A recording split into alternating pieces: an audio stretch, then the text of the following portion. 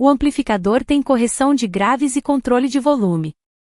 Este experimento acrescenta um circuito de controle de tons graves com componentes passivos à entrada do amplificador de áudio.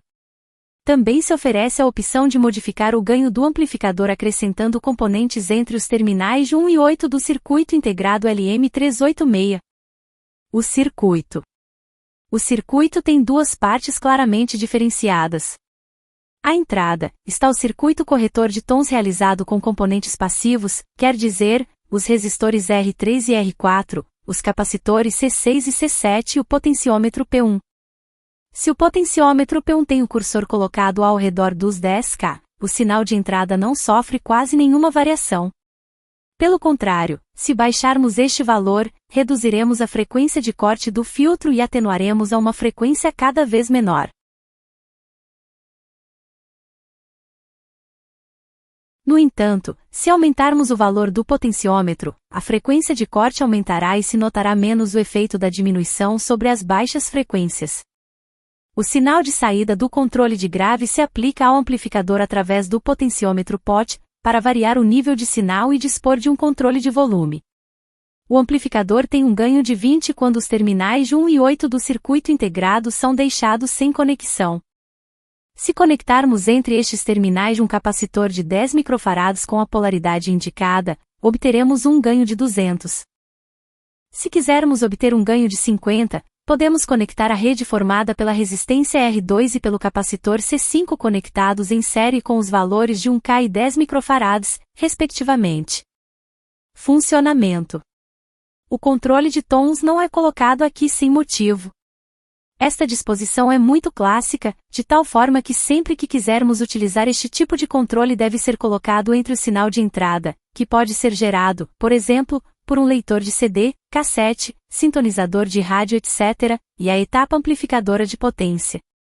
A rede de controle de graves diminui, ou realça, as frequências mais baixas da banda de áudio, e não modifica os sinais cuja frequência é superior à frequência de corte, de tal forma que as frequências superiores a 1 kHz não se modificam atuando sobre o potenciômetro P1.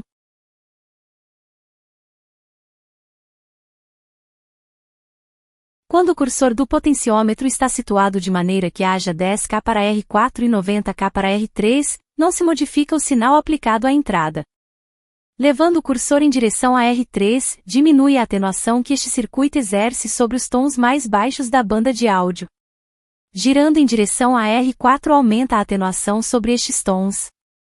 Ligação de entrada. Este circuito tomará o sinal da entrada, procedente, por exemplo, de um equipamento de áudio, ao qual é possível realizar a ligação de maneira cômoda e segura utilizando o conector tipo jack fêmea estéreo e os correspondentes fios de interligação.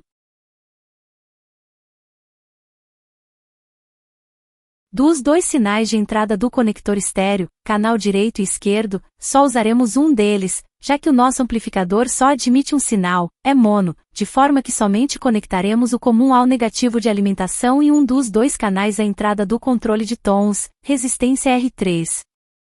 Experimentos.